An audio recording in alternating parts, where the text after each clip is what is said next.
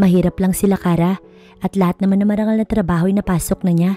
Wala siyang pinipili na trabaho, ngunit hanggang saan nga ba ang kaya niyang gawin para lang sa kanyang pamilya? Sa kagipitan ni Kara, nagawa niyang ibenta ang kanyang sarili sa halagang 2 milyong piso.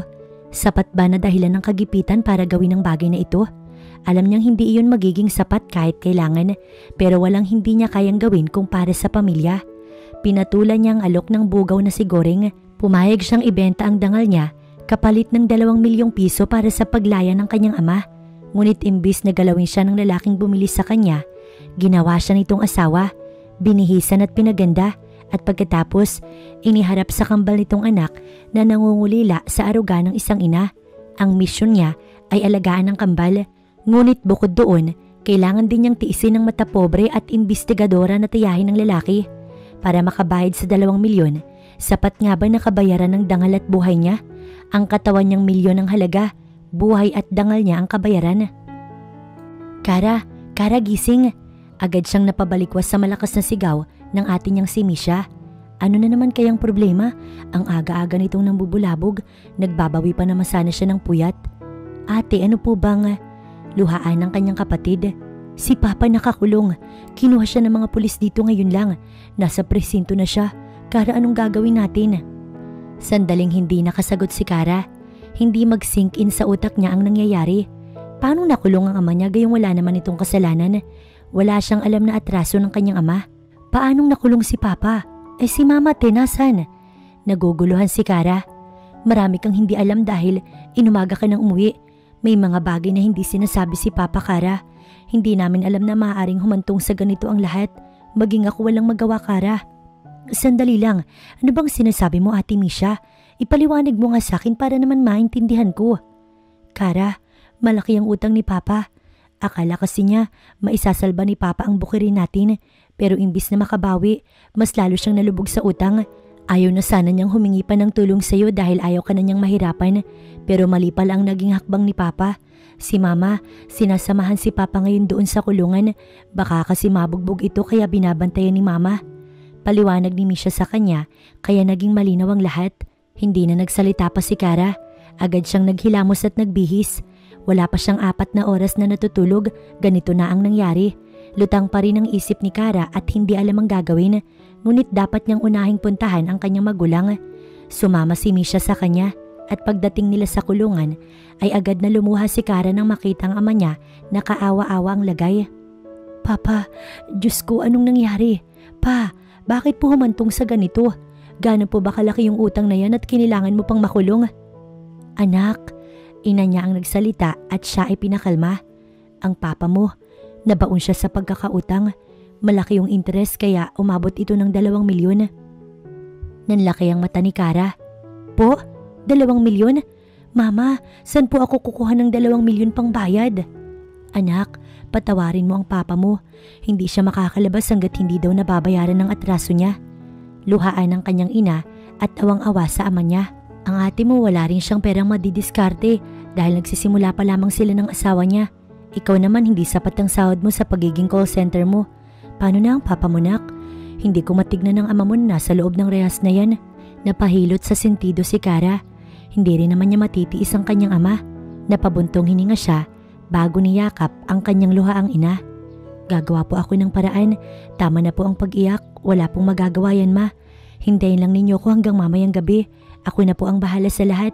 Hindi ako papayag na dito matutulog si Papa sa kulungan. Pangako niya sa kanyang ina bago lumabas upang puntahan ang nag-iisa niyang alas. At iyon ay ang bugaw na si Goring. Kaya niyang mailabas ang ama niya sa pagpayag sa matagal ng alok ni Goring na ibenta ang kanyang katawan. Maling-maliman ang paraan na naisip niya. Wala siyang ibang choice kundi kumapit sa patalim. Walang inaksayang oras si Kara. Bawat minuto ay mahalaga dahil kaligtasan ng ama niya ang nakataya ron. Pagdating niya sa bar, agad niyang hinagilap ang may-ari nitong si Goring. Napangiti ito nang siya ay masilayan.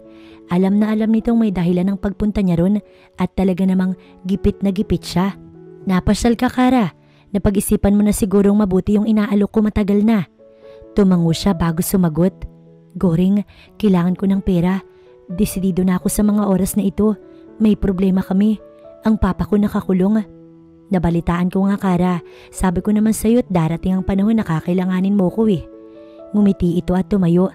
Sakto, maraming milyonaryo at bilyonaryo na bibisita sa bar ngayon upang mamili. Paliwanag ni Goring. Ngunit alam mo naman ang patakaran ko, diba? May porsyento ako syempre, kaya nga ako magpepresyo. Magkano ba ang kailangan mo? 2 milyon sa akin Goring, kailangan ko iyon ngayong gabi. Fresh na fresh, mahal ka Kara. Kinakabahan talaga siya sa gagawin niya, ngunit wala na itong atrasan. Sige, dyan ka muna at papaayusan kita. Mamaya pa ang dating nila kaya mag-relax ka muna Kara. Bilin pa ni Goring bago umalis. Napatango na lamang siya rito. Matyaga siyang naghintay dahil para ito sa kanyang tatay. Habang naghihintay ng tamang oras, hindi mapigilan ni Kara na lumuha. Ang bagay na ito ay alam niyang habang buhay niyang itatago sa kanyang pamilya. Ayaw niyang mag-guilty ang mga ito. Lumipas pa ang oras. Bumalik na si Goring sa kanya upang siya ay tawagin. Inalalayan siya nito palabas upang iakyat sa stage at doon siya simulang bigyan ng presyo. Mga sir, bago ang babae namin ngayon. Siya si Kara, fresh na fresh. Walang karanasan kaya naman hindi biro ang presyo. Paliwanag ni Goring habang si Kara ay nakatayo sa stage at walang emosyong minamasdan ng mga mayayamang lalaki na balak siyang paggagawan. Umpisahan mo na ang price para malaman na namin. Sigaw ng isang may edad na lalaki. Umpisahan natin agad sa 250,000. Wika ni Goring bago sumulyap sa kanya. 1,000,000. Nagtaas ang isa pang may edad na lalaki. Wala na bang tataas sa 1,000,000? Tanong ni Goring. Masyadong mataas yun sa isang babae. Reklamo ng isa. 1,000,000 para sa isang gabi. 1,000,000 sa isang linggo payag ako. 2,000,000. Nagtaas ang pinakabata. Sa tansya ni Kara, matanda lamang ito ng 2 taon sa kanya. Sandali, 2,000,000? Gulat na gulat ang mga kasamahan nito. 2.5 million, deal. Wika ni Goring habang nakangiti. 2,000,000 sa kanya, kalahati sa akin. Yun ang labanan. Sige, 2.5 million. Iahanda ko lang ang tseke. Sagot nito bago napasulyap kay Kara. Pero may pipirmahan kami. This is business at kailangan ko ng katibayan na pumayag siya sa gusto ko at binayaran ko siya. Mautak ang lalaki. Tumango si Kara bago bumaba sa stage. Nagbihis na siya ng kaninang suot niya bago hinarap si Goring at ang lalaki nakabili sa kanya. Kara, ikaw na ang bahalang makipag-usap. Hanggang porsyento lang ako. Alam mo naman ang patakaran ko, diba? Oo Goring, ako nang bahala. Sagot niya bago pinuntahan ng lalaki nakabili sa kanya na nakaupo na. Tinabihan niya ito. Nakahanap ka na ba ng hotel? Hindi kasi ako maaaring gabihin. Kara, right? Tanong nito bago siya tinitigan. Tumango siya bilang sagot. Mali ka nang iniisip dahil hindi parausan lang ang hanap ko. I need you to be my wife. Kailangan mong makuha yung loob ng kambal ko at mapapayag silang ikaw ang ina nila. Napataas ang kilay ni Kara at hindi agad nakasagot. Kita ni Lillard ang pagtataka sa mata ng dalagang si Kara. Ngunit seryoso siya para makipaglokohan lang. Kaya nga agad niyang inabot kay Goring ang 250,000 na tseke upang mailabas niya na si Kara at mas mapaliwanagan sa magiging role nito sa kanyang buhay. Hindi niya aksayahin ang pagod at oras niya para lamang makipagtusukan sa dalaga. Hindi iyon ang pinaka-purpose niya. Kung yun lang ang habol niya, marami siyang maaaring magalaw na hindi niya na kailangang magbayad. San mo ko dadalhin ngayon? Hindi ba tayo mag-hotel? Magkakasunod na tanong ni Kara. No, we're not doing that stupid things. May kailangan ako ipaliwanag, so listen to me woman. Tinitigan niya ito. Nasa akin ang 2 milyon mo. Ibibigay ko lang to kapag nakapirma ka na sa kontrata natin at kapag nakuha ko na yung information mo. Kung iniisip mong may isahan mo ko, mag-isip ka ulit kasi hindi mo ko malalamangan. Wala akong planong makipaglamangan. Kailangan ko lang yung pera. Ilalabas ko muna ang papa ko tapos tsaka tayo mag-usap tungkol sa gusto mo. Ibibigay ko yung contact number ko, ID ko at address. Hayaan mo lang ako umalis ngayon, dala ang 2 milyon. Pakiusap nito sa kanya. Tseke ang pera. Kasyang kailangan ko. Nakikiusap ang dalaga. Ayokong patulugin ng papa ko sa kulungan kaya pakiusap, maniwala ka naman sa akin. Fine, ikakash ko na. Sandali lang at may tatawagan lang ako para magdala ng cash dito. Paalam niya bago lumayo kay Kara. Agad na tinawagan ni Lillard ang kanyang sekretarya. Sam, may iutos ako. I need a cash. 2 milyon. Walang makakaalam niyan. Bilin pa ni Lillard bago pinatay ang tawag. Sa kotse na muna tayo. Alok niya kay Kara bago siya naunang pumasok. Sumunod naman si Kara sa kotse. Wala itong kibo at panay ang sulyap nito sa oras. Papunta na si Sam. Wait more minutes. Tumango siya bilang sagot. 1 oras din silang naghintay bago tuluyang dumating ang sekretarya niyang si Sam. Inabot niya ang bag kay Kara. Ang bag na ito'y 2 milyon ang halaga. Pagkatapos mong gawin ang mga bagay na kailangan mong gawin, bumalik ka upang makapag-usap tayo. Mabilis na tumango ang dalaga sa kanya bago nagpaalam.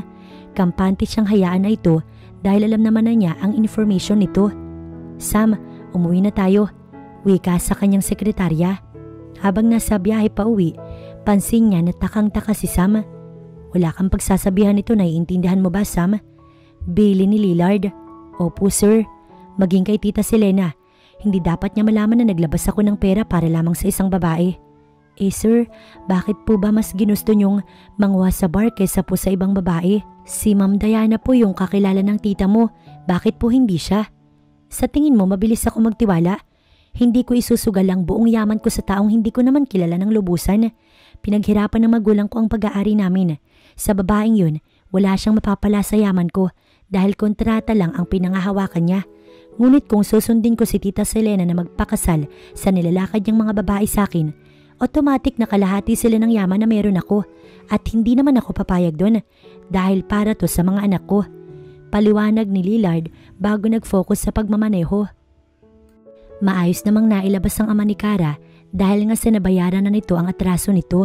Walang tulog si Kara kakaisip sa naging deal nila ni Lillard. Sinabi nitong magkita ulit sila at nagbanta rin ito na kahit nasaan siya, mahanap siya ni Lillard. Unang tingin pa lang niya, hindi na talaga pangkaraniwan si Lillard. Sa itsura nito, talaga namang mukha itong maraming koneksyon dahil sa pera.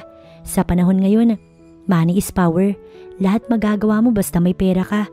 Kaya yung 2 milyon na pinambayad sa kanya ni Lillard, sa tingin niya, barya lang iyon sa lalaki. Anak, malalim yata ang iniisip mo. Pukaw ng kanyang ina sa kanyang atensyon. Wala lang to ma, umiti siya upang ipakitang maayos lang siya. Si Papa po pala, nakatulog po ba ng maayos? Hindi nga anak, kagabi narinig ko siyang umiiyak dahil nagsisisi siya sa nangyari. Ma, pakisabi po kay Papa tapos na po iyon, nangyari na ang lahat kaya mag-move on na lang po tayo. Pinilit maging masigla ni Kara. Sige po ma, may pasok pa po ako eh. Anak, mamaya pa ang pasok mo diba? Sigurado ka bang ayos ka lang? Nag-aalala ang kanyang ina. Anak, tungkol nga pala sa perang ibinayad mo sa napagkautangan ni Papa. San mo pala? Hindi na po mahalaga kung saan ko kinuha yun ma. Ang mahalaga po maayos na si Papa. Sana po wag na itong mauulit. Sana po sa susunod, magsasabi muna kayo. Handa naman po akong tumulong. Kaya nga po ako nagpapakahirap sa trabaho para sa inyo. Pasensya na talaga anak. Paniguradong ikaw naman ang mahihirapan sa trabaho mo dahil sa laki ng perang nakuha mo. Hindi na baling ako po yung magdusa. Wag lamang po kayo. Tumango na lamang ang ina niya bago siya sinundan ng tingin. Pumasok si Kara sa silid upang magayos. Makikipagkita siya kay Lillard upang makapirma na siya sa inaalok nitong kasunduan. Maagang gumising si Lillard, nakatanggap siya ng mensahe mula kay Kara kaya naman agad siyang naligo. Daddy? Yes, princess? Ang bunsong anak niyang si Mitch ang tumawag sa kanya. Nasaan na po yung magiging mami namin? Malapit na anak, baka mamaya lang umuwi na siya dito. Panigurado akong magugustuhan niyo siya kahit pa nga hindi siya ang tunay niyong mami. I don't need her. Wala akong ibang mami nakikilalanin kundi si Mami Marie ko lang. Galit na sabi ni George. Si George ay ang panganay ni Lillard. Hindi ikaw ang masusunod dito George, kundi ako. 6 na taon ka pa lang pero ganyan ka ng mga tuwiran. Yan ba ang tinuturo sa school nyo? Nagbabayad ako ng mahal para lang maturuan kayo ng maayos. Tapos ganyan ka lang managot? Napahilot sa sentido si Lillard. Mas gusto ko si Mami Marie. She's gone okay. Mahirap din para sa akin. Pero wala tayong magagawa kundi kayanin anak. At isa pa, hindi mo naman nasilayan yung ina mo eh. Baby pa kayo nung mawala siya. Anak, oras na para tumingin si daddy na makakatuwang sa pag-aalaga sa inyo. Kuya, tama si daddy. No, my answer is still ano. Matigas nitong sagot bago patakbong pumasok sa silid nito. Mukhang kay George mahihirapan si Kara. Kabado si Kara habang naghihintay. Ilang sandali pa, nasilayan niya na ang lalaking bumili sa kanya kagabi ng ganoon lang kabilis. Mabuti naman, tumupad ka sa sinabi mo. Bungad nito, bago na upo sa table na siya mismo ang nag-reserve. Oo naman, marunong akong tumupad, lalo't malaking pera ang nakataya dito. So hindi mo ba ako gagalawin? Hindi yun ang purpose ko, pero sayang naman kung hindi kita matitikman, di ba? I mean, may karapatan naman siguro kung gawin yun dahil sa laki ng perang nailabas ko. Laki ng perang nailabas mo? Sa tingin ko kasi, barya lang yun sa'yo. Hindi nagbababa ng tingin si Kara. And yes, you can do whatever you want. Karapatan mo yun. Good, mabuti na ang malinaw. Well, una, may kailangan kang pirmahan. May inilabas itong papers. Here, abot ni Lillard ng ballpen sa kanya. Put your signature here and here. There you go. Paliwanag nito bago hinintay ang kanyang pagkilos. Walang alinlangan naman niya iyong pinirmahan. All done, ayos na ba? Hindi mo man lang babasahin. Napairap si Kara bago binasa ang nakasaad sa kontrata. Sa inyo ko titira? Napakunot ang noo ni Kara. That's too much. It's not, Kara. Sa bahay kita titira dahil magiging asawa kita, right? May nakita ka bang mag-asawa na magkahiwalay ng tulugan at pamamahay? Hindi ako paniniwalaan ni Tita Selena kapag wala ka sa bahay. And you also need to take care of my children. That's my main purpose. Nakasaad din dyan, nakasal tayo't kailangan mong i-maintain ang image mo. Be a good example, a good mother, a good wife, and also, pag-aralan mo makisama at kumilos ng naaayon. Sa tingin ko naman, may pinag-aralan ka sa pagkilos at pananalita mo. Kailangan mo nga lang makuha ang loob ni George, ang aking panganay. May pagkamasungit siya at palaging hinahanap ang ina niyang si Marie. Hanggat maaari, ayoko nagbabanggit ng tungkol sa yumao kong asawa. Keep it private. Nagkakaintindihan ba tayo? Hindi ko inaasahang hindi pala isang gabi ang nais mo. Paano mag-e-end ang kontrata? Kapag ba tapos na ako sa pagbabayad ko sa 2 milyon? Paano ang trabaho ko? May ipapasahod ka ba sa akin? Sige, bibigyan kita ng pabor, Kara. Since mabilis naman akong kausap at mukhang napatitig sa kanya si Lillard. Mukhang kailangan na kailangan mo talaga ng pera. Sino bang hindi? Obvious naman na kailangan ko kaya nga ginawa ko to eh. Sige, mananatili ka sa bahay at magiging full-time mom sa aking kambal. Bukod sa binabayaran mong 2 milyon, may ipapasahod ako weekly. Sapat para sa pangsuporta mo sa pamilya mo. Hindi na masama. Kapalit ang paulit-ulit at araw-araw na paggamit ko sa'yo. Sumeryoso si Lillard. Kahit naman hindi mo ko bayaran weekly, alam kong gagalawin mo ko. Eh di pumayag na nga ako kaysa wala, di ba? So paano? Sa bahay ka na uuwi ngayon. Alam na ba ng pamilya mo? Hindi pa. Tiyak mahihimatay ang mama ko. Nitong nakaraang buwan lang nag-asawa ang ate ko. Tapos ako naman, kailangan humarap ka sa kanila para maging kapanipaniwala ang gusto mong mangyari. Okay, sagot ni Lillard bago tumayo na. Let's go, Han. Anyaya nito palabas na kinahinto niya ng saglit. Hana bang magiging tawagan nila? Napailing si Kara bago bumuntong hininga. Akalain mo nga naman, kahapon lang single siya pero ngayon may asawa na siya. Lutang na umuwi si Kara. Hindi pa siya pumayag na sumama kay Lillard dahil kailangan pa niyang mag-impake at kailangan din niyang ipaalam sa magulang niya na mag-aasawa na siya. Ayaw niyang malaman ng magulang niya na masyadong naging magulo ang sitwasyon niya dahil sa paraang pinili niya. Nandito ka na pala. Sige na, magugas ka na ng kamay at kakain na. Ang ate niya ang sumalubong sa kanya. Ngunit hindi siya sumagot at napatulala lamang. Kara, ayos ka lang? Anong problema? Nagtataka ang ate Misha niya. Sabihin mo na sa akin, baka kahit paano makatulong ako. Nag-aalala ito sa kanya. Wala to. Ayos lang ako, ate. Sige po, mauna na kayo, may aayusin lang ako. Sagot niya bago pumasok sa kanyang silid. Mariing napapikit si Kara bago sinuntok-suntok ang dibdib niya habang umiiyak. Anong gagawin ko? Luhaan niyang tanong sa kanyang sarili. Sa ilang minutong pag-iyak, inayos niya ang sarili at nagsimulang mag-impake. Tinapangan niya ang kanyang kalooban upang makausap ang kanyang mga magulang mamaya. Mabuti rin at nandito ang kanyang ate.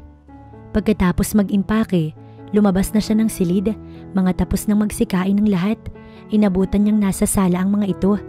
O, kumain ka na. Kanina ka pa naman sana namin hinihintay. Ang ina niya ang unang nagsalita. Si Kara parang kanina pa balisa. Anong problema? Ang ate niyang si Misha ang nagtanong. Pwede ko ba kayong makausap? Nakangiti si Kara. Naupo siya sa tabi ng kanyang ama. Alam kong mabibigla kayo pero nakapagdesisyon na po ako at sana po igalang ninyo ang aking desisyon. Nasa tamang edad naman na po ako. Kinakabahan naman ako. Nag-aalala ang kanyang ina. Sabihin mo na't hindi na ako makapaghintay. Parang alam ko na to eh. Buntis ka ba? Ang ate niyang si Misha ang nagtanong. Buntis? Maging ang ama niya ay napatanong. Wala namang BF ang kapatid mo ah. Misha, ano ka ba naman? Pinapangunahan mo si Kara. Paano siyang mabubuntis? Trabaho bahay lang yan. Pa, malaki na si Kara, may sarili ng desisyon. Hindi naman porket walang ipinapakilala, hindi na pwedeng mabuntis. Malay niyo ba kung may karelasyon pala yan? Ayaw lang ipangalandakan. Alam naman natin si Kara masyadong malihim. Paliwanag ni Misha. Kaya upang maputol ang haka-haka nilang buntis siya, nagsalita na siya. Hindi po ako buntis, mag-aasawa na po ako. Live-in po. Alam kong biglaan ito pero tulad po ni Ate Misha, gusto ko na rin magkaroon ng sariling pamilya. Ano raw? Ang ama niya ay hindi makapaniwala. Live-in? Bakit live-in pa kung pwede naman kayong magpakasal? Kunot ang noo ng kanyang ina. Ikakasal din po kami. Uunahin lang po muna namin ang magsama sa isang bubong. Single dad po siya. May kambal siyang anak. May anak? Abay, dalaga ka Kara. Hindi ba parang dehado ka? Mamaya pagkalagain ka lang ng anak nun. Mag-isip-isip ka Kara. Hindi pa huli ang lahat. Payo ng kanyang ate Misha. Nakapagdesisyon na po ako. Ipapakilala ko siya sa inyo bukas. At bukas din po, lilipat na ako sa kanya. Wala na po ako sa pag-call center. Magiging full-time wife and mother po ako sa kanila. Tumayo ang ama ni Kara. Desisyon mo yan eh. Ano bang magagawa ko pa? Wala naman akong karapatang umangal dahil malaki yung atraso ko sa'yo. Pero bilang ama mo, nasasaktan ako sa biglaang desisyon mo.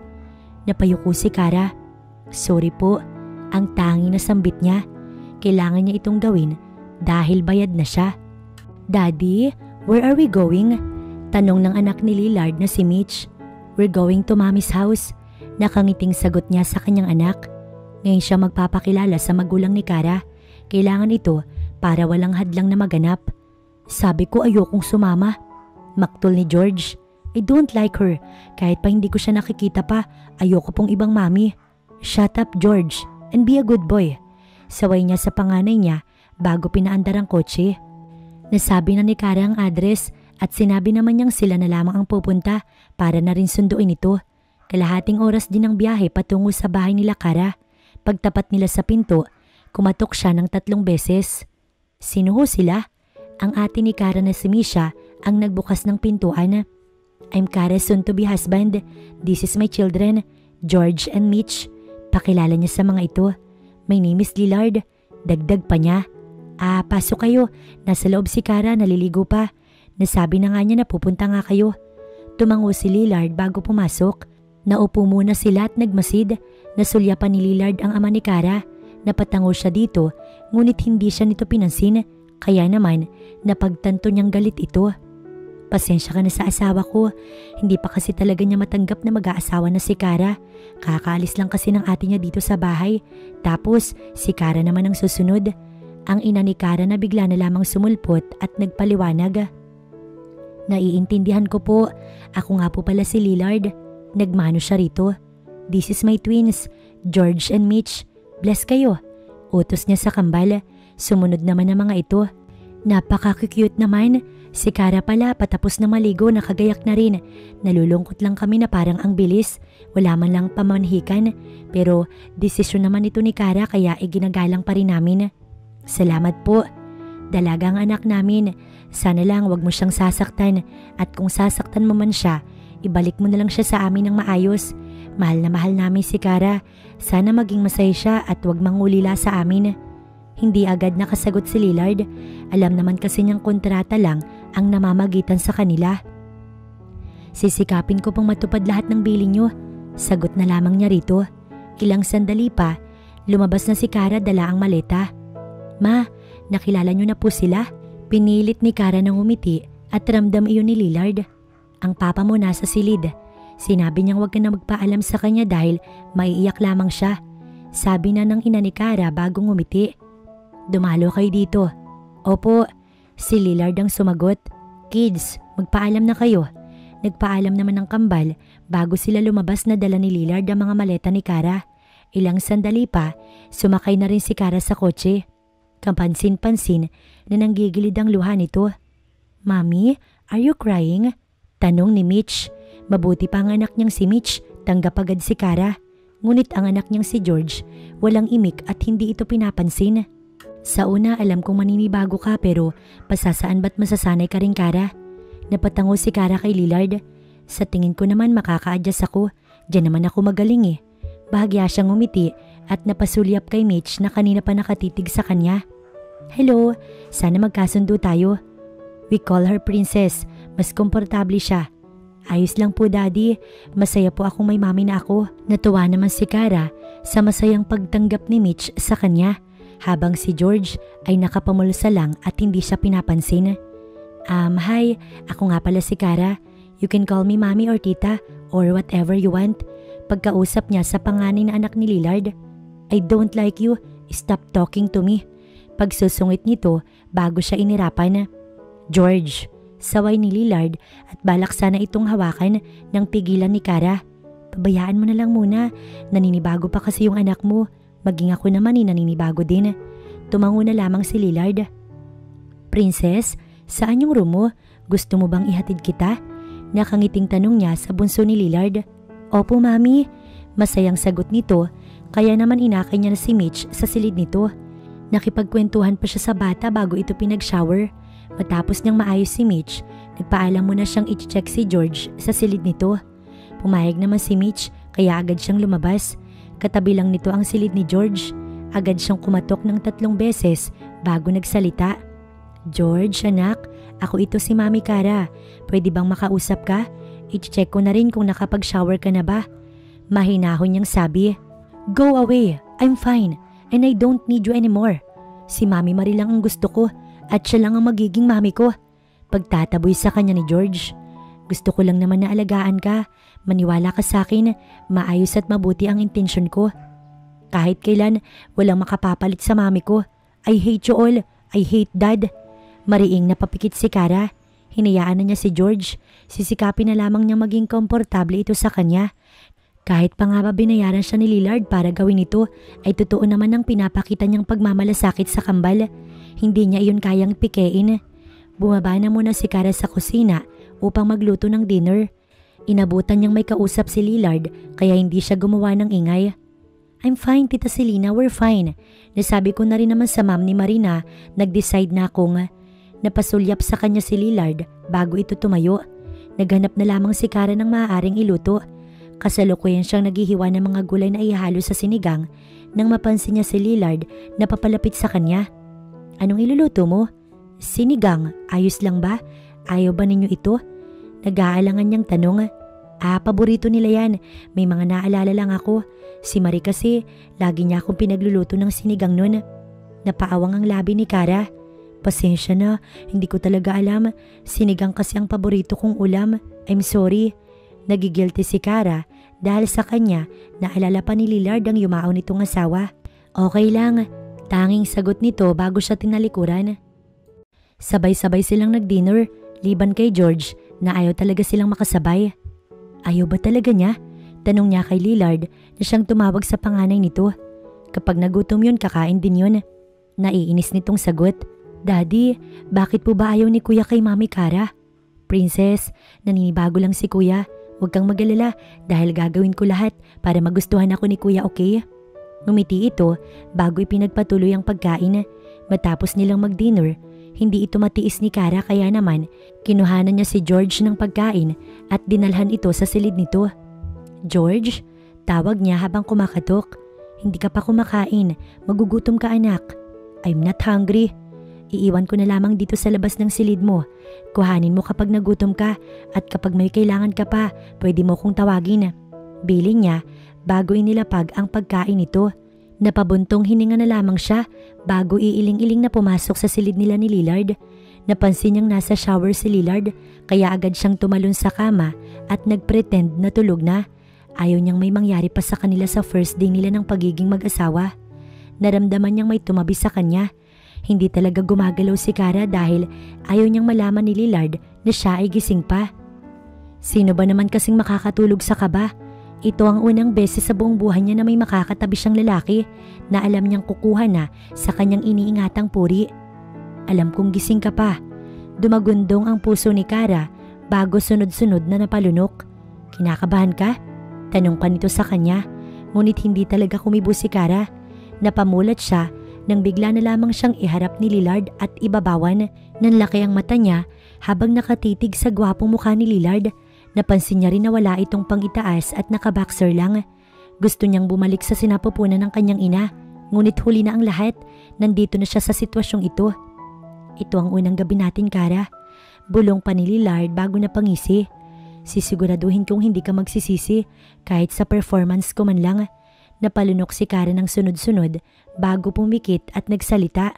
Sige na, pwede mo nang ipasok. May takot sa boses niya. Ipasok? Nagkakamali ka, Han. Hinagkan siya nito sa leeg. Ipapasok ko lang to kung handa na siyang lumaban. Lumaban? Makikipaggera ba sila? Ito ang tanong ni Kara sa kanyang sarili. Bahala ka na. Tanging sagot ni Kara bago ipinaubaya ang kanyang sarili. Kinabukasan, nagising siyang makirot at mahapdi ang kanyang maselang bahagi. Napangiwi pa siya dahil tumayo siya. Ayaw kasi niyang magising si Lillard at makita pa siyang walang saplot. Kaya naman, nagmamadali siyang nag-ayos ng sarili. Parang pinasukan ng troso. Bulong pa ni Kara sa kanyang sarili bago napasulyap kay Lillard na nakabalot ng kumot. Nagtungo siya sa banyo upang umihi, ngunit napadaing siya dahil sa masumapdi ang kanyang pechay. Are you okay? Nalaki ang mata niya nang malaman niyang gising na pala si Lillard at mukhang narinig siya nito. Masakit pechay ko. Pag-amin niya rito. Pinasok siya ni Lillard kaya naman mabilis siyang napatayo at isinuot ang pang-ibaba niya. Binuhat naman siya ni Lillard bago inilabas sa shower. Maingat siya nitong ibinaba sa kama. Ipahinga mo na lang muna, ako nang bahala sa almusal.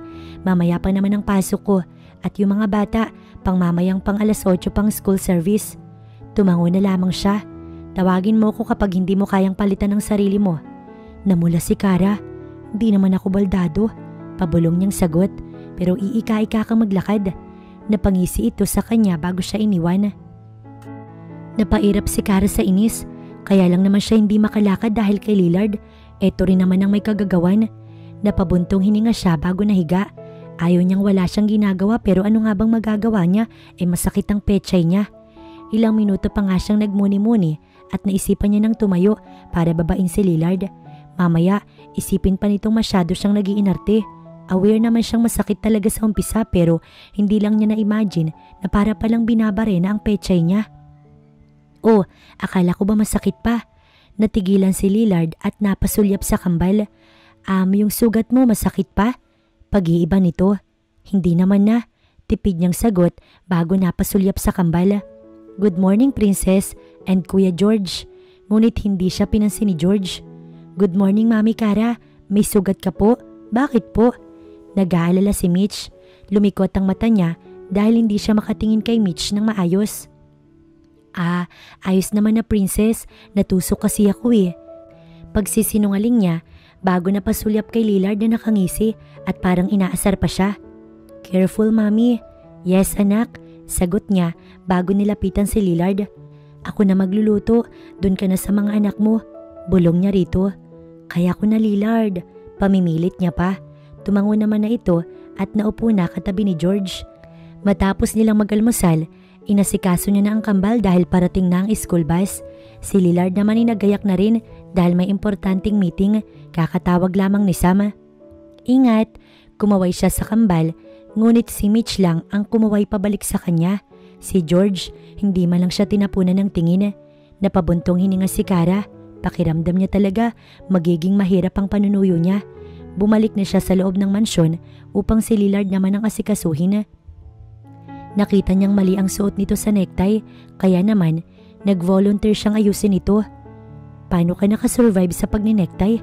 Huwag mong sabihing nakikisuyo ka pa sa iba para sa necktie mo. Nanonood ako sa YouTube para lang matuto. Sagot ni Lillard. Nanonood ka sa YouTube pero hindi ka pa rin natuto. Ayan, ayos niya. You look. Natigilan siya at napaiwas ng tingin. Pupurihin sana niya ito kaya lang baka isipin nito na may gusto siya dito kaya hindi niya napinuri. Ano ka mo? Nakangisi ito sa kanya. Wala. Tanging sagot niya bago iniligpit na lamang ang kanilang pinagkainan. Sa Sabado, dadalaw ako kila mama. Pwede ba?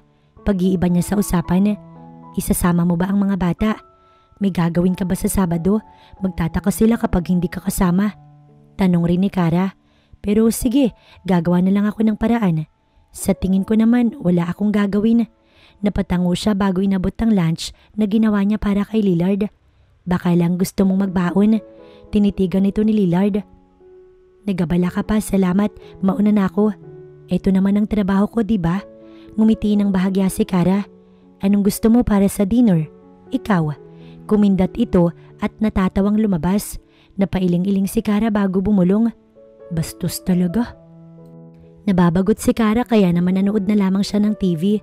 Bandang 4:00, dumating naman na ang mga bata kaya hindi na siya mababagot. Mayaasikasuhin na siya.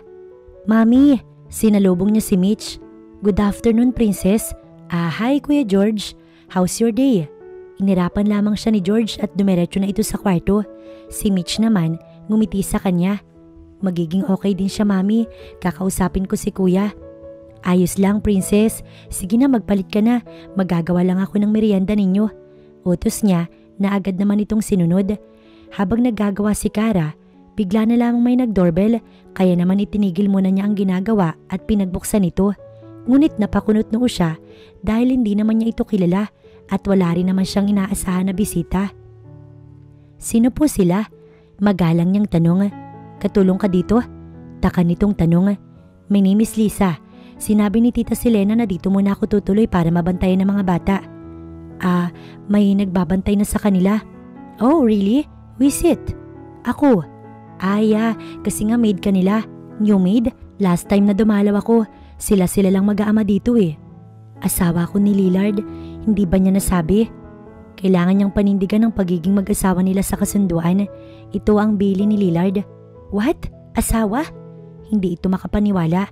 Wala siyang nasabi sa amin, kaya pwede ba kung mag-aambisyosa ka wag dito? Hindi bagay sa'yo. Inis na sabi ni Lisa na inirapan lamang ni Kara. Asawa niya ako. Kakalipat ko lang kahapon. Papasok ka ba o hindi? Kasi may ginagawa ako. Papasok ako syempre. Hihintayin ko si Lillard at sasabihin kong ambisyosa ka. Ngayon lang ako nakakita ng maid na mas matapang pa sa mga amo niya. Excuse me, hindi kita amo. Wala akong among Lisa. Mami, sino pong Tita Lisa? Gulat si Mitch. Ano pong ginagawa mo dito? Sino pong kasama mo? Hi, princess. Ako lang mag-isa, princess. Si George. Si daddy ba uuwi ngayon? Opo, uuwi siya. Si George po nasa kwarto. Tita, eto nga po pala si Mami Kara, asawa po ni daddy.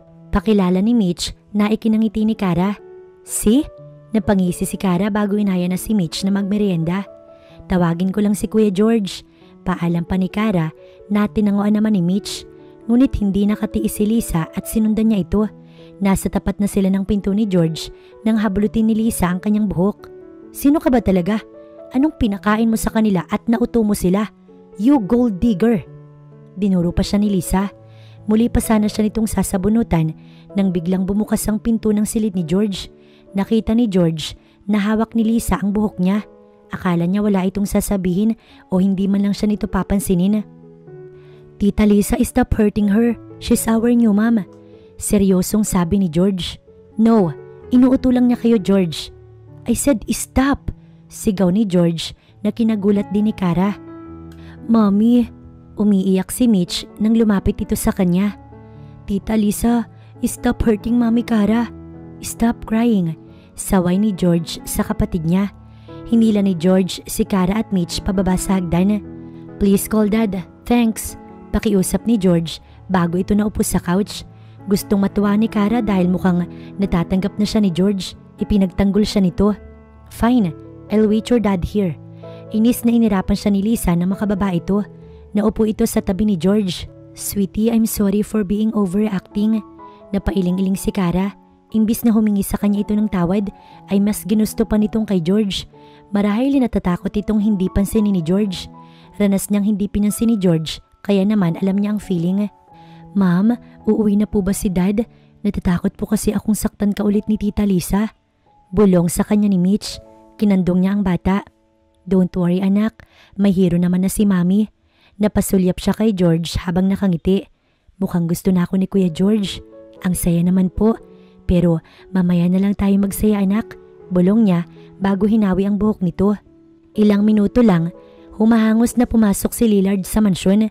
Agad silang sinulyapan nito at nilapitan. Lisa is here? Tumango si Kara. Ayaw niyang maniwala kung ano-anong sinabi niya tapos hinayaan pa niyang umabot sa magkasakitan na nakita pa ng kambal. Inis na kwento ni Kara. Ako na bahalang kumausap sa kanya.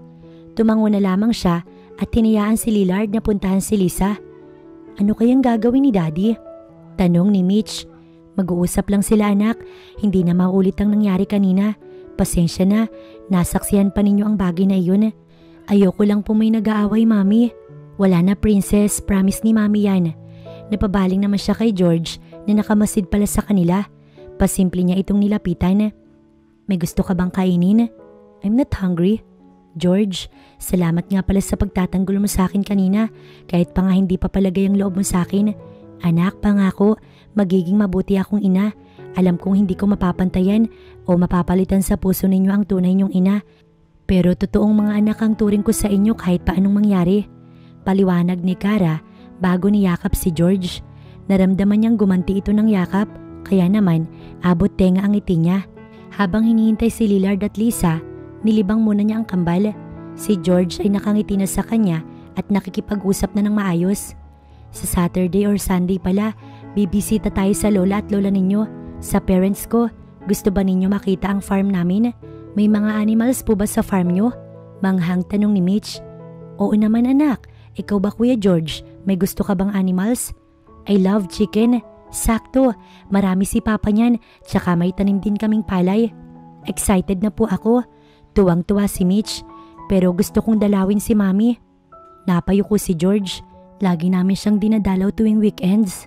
Sweetie, look at me. Inangat niya ang mukha ni George. Pwede tayong dumaan muna kay Mami Marie bago sa farm. Sasabihin ko yan sa daddy ninyo. Nakangiti niyang wika bilang solusyon. Wala siyang planong palitan si Marie sa puso ng kambal o ni Lillard.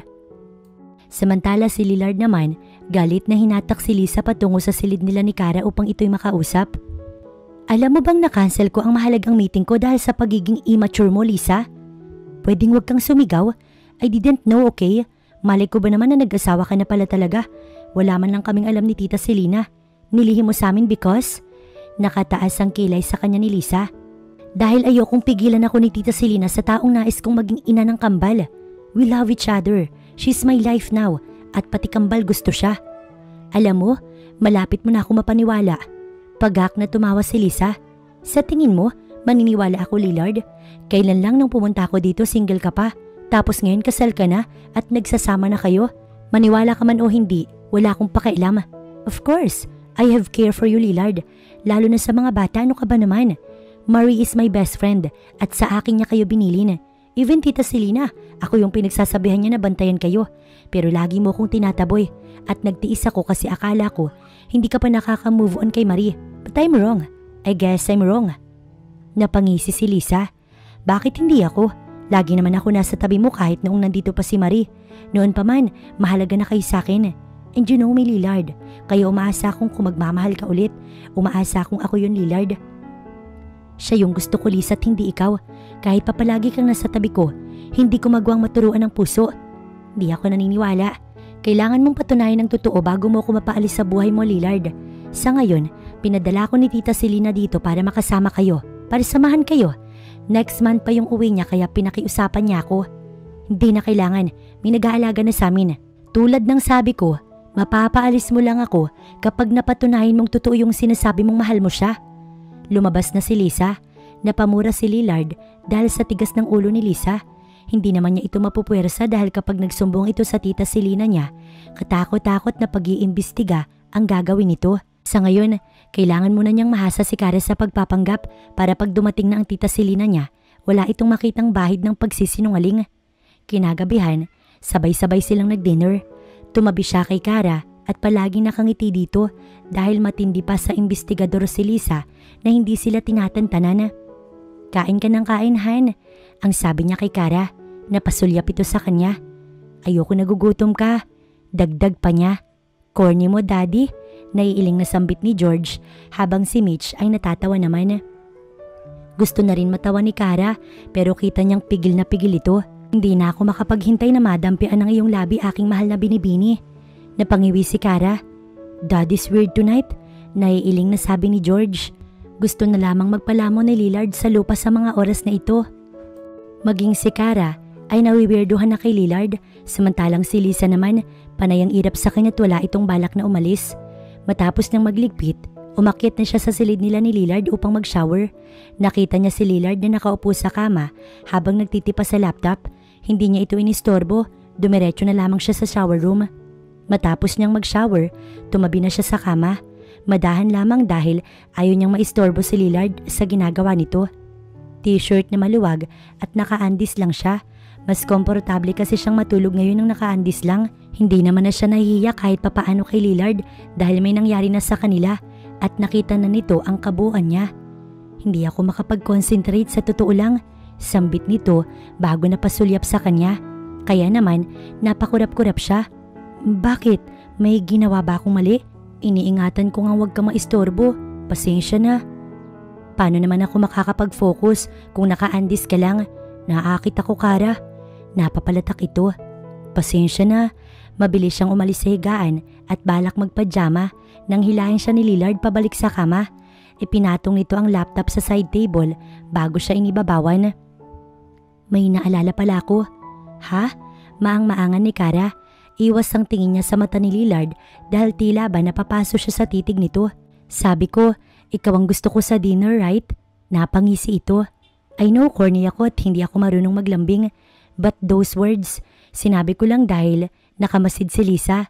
Kaya from now on, mas magiging sweet pa tayo. At kailangan mong galingan sa pag-arte. So bago muna ang pagpapanggap, itong pag-iisa natin hindi ito pagpapanggap. Naakit talaga ako sa katawan mo, Kara. Halos bulong na lang ang boses ni Lillard bago siya nito hinalikan. Ngunit pinigilan niya ito. Paano pala si Lisa? Hindi ba siya alis dito sa mansyon? Mapapaalis lang natin siya kapag napaniwala na natin siya. At kapag napaniwala na natin siya, hindi ka na mahihirapang makaharap si Tita Selena. Kasi kung si Lisa nga napaniwala natin, ano pa si Tita, diba? Basic na lang sa atin yun. Tumango siya bago hinayaan na si Lillard. Ngunit naalala niya ang corny nitong sweet lines, kaya naman napahalakak na lamang siya bigla. What? Tinawag mo kong binibini kanina? Seryoso ka ba, Lillard? Mahilig ka bang manood ng historical drama? Kasi ang corny talaga ng pagkakasabi mo. Siya ilang nagturo sa akin nun. Napairap si Lillard at umalis sa ibabaw niya. Stop laughing, lalo lang ako nahihiya sa mga sinasabi ko. Maging si George, nakornihan sa sinabi mo. I said stop laughing. Ikaw kasi, pinaalala mo pa eh. Paninisi niya habang tumatawa pa rin. Inibabawan siyang muli ni Lillard. I'm dead serious, Kara. Bigla na lamang niyang naramdaman ng kamay nito. Tatawa ka pa? Nakangisi si Lillard. Hindi na. Nautal man, nagawa niyang makarecover. Susunggaban na sana siya ni Lillard ng halik nang biglang may kumatok sa kanilang pintuan. Dad, it's me, George. Gusto namin makatabi si Mami, Kara. Nangihinang napahiga si Lillard. Buwisit, bulong na lamang niya bago hinatid ng tingin si Kara na pabukas na sa pintuan. Hindi makatulog si Lillard. Ewan ba niya kung bakit biglang nahirapan siyang matulog ngayong gabi. Dati naman ay kapag pumikit siya, nakakagawa na siya ng imagination sa kanyang isipan. Dahil ba wala si Kara? Napailing-iling si Lillard. Bakit ko naman iisipin ng babaeng yun? Nasa kwarto siya ng mga anak ko. I don't need her. Pagkausap ni Lillard sa kanyang sarili. Kalahating oras pa ang lumipas, hindi pa rin siya nakakatulog. Napabuntong hininga na lamang siya bago bumangon. Hindi siya makakatulog ng ganito kahit paanong gawin niya.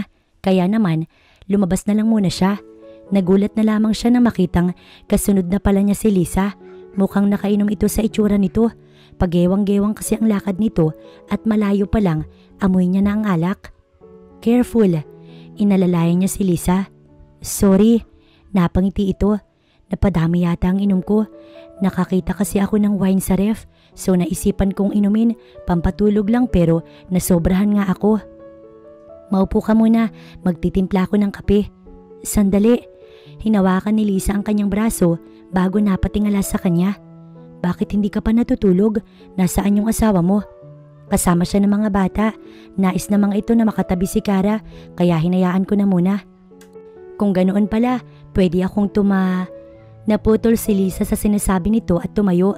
Pwede mo akong makatabi. Wala naman siya Hindi naman siya sa kwarto ninyo matutulog. Pangaakit ni Lisa. Bitin si Lillard sa totoo lang, ngunit wala siyang maramdaman na pagnanasa kay Lisa. Si Kara lang ang nais niyang magtuloy sa kanyang pagkabitin. Lasing ka lang, Lisa. Ipahinga mo yan. Magtitimpla lang akong kape. No, please, pagbigyan mo na lang ako. Kahit maging kabit, ayos lang sa aking Lillard. Makasama lang kita. Kasi ako naman dapat, di ba? Samantala si Kara naman ay napatulog na ang kambal. Nagpaalam siyang hindi natatabi sa mga ito dahil alam niyang nabitin si Lillard. May duty siya na dapat gampanan. Ngunit wala si Lillard sa silid nila, kaya naman naisipan niya itong tignan kung ito ay nasa kusina. Sabi na nga ba tama ang hinala niya na hindi pa rin ito natutulog. Natatawa pa siya habang patungo sa kusina, ngunit napaawang ang labi niya at mabilis na naglaho ang ngiti sa kanyang labi nang makita niya si Lillard at Lisa na magkalapat ang mga labi. Mabilis na napasulyap sa kanya si Lillard. Nagulat pa ito at agad na itinulak si Lisa. Napatingin naman siya kay Lisa na napansin niyang nakainom. She's drunk, mali ka nang. Hindi niya pinatapos si Lillard. Tinulungan niya si Lisa na makaupo. Magtimpla ka ng kape nang mahimasmasan siya. Seryosong utos niya kay Lillard. Agad naman itong sumunod para ba itong biglang kinabahan, ngunit ayaw niyang pag-usapan muna ang nasaksihan niya. Wala rin naman siyang dapat ikagalit dahil walang totoo sa ginagawa nilang kaswitan ni Lillard. Don't touch me. Istorbo ka, alam mo ba yun? Sa ayaw at sa gusto mo, asawa na niya ako. At sana wag mong binababa ang sarili mo para lamang sa isang lalaki, lalo na't hindi naman kailangan. Maganda ka, Lisa. Kaya wag mong hayaan na mawalan ka ng dignidad dahil lang sa mahal mo siya. Hindi ako naniniwala sa'yo. Kasinungalingan lang lahat ng ginagawa ninyo, sigurado ko dun. At hindi ako titigil hanggat hindi ko yun napapatunayan. Ako ang pinili niya at hindi ikaw. Doon pa lang malinaw na, Lisa. Nakita niyang may hawak na tasa si Lillard. Aakyat na ako, sumunod ka na lamang kapag tapos ka na. Walang emosyong sabi niya kay Lillard bago iniwanan ng dalawa. Kabado si Lillard nang makapasok sa silid nila ni Kara. Ewan ba niya, pero talagang bigla siyang kinabahan. Dahil ba sa nakita ni Kara na naghahalikan sila ni Lisa, ngunit hindi naman niya ginusto yun. Lasing si Lisa. Napabuntong hininga si Lillard bago madahang tumabi kay Kara. Gusto sana niya itong kausapin, ngunit ayaw niya itong istorbohin. Ngunit laking gulat niya nang makitang gising pa ito. Bigla na lamang kasing tumayo si Kara, dala ang unan at kumot nito. Where are you going? Sa panganay mo muna ako, tabi muna ako kay George. Mahinahong sagot ni Kara. Matulog ka na. Galit ka ba? Hindi maiwasan ni Lillard na itanong.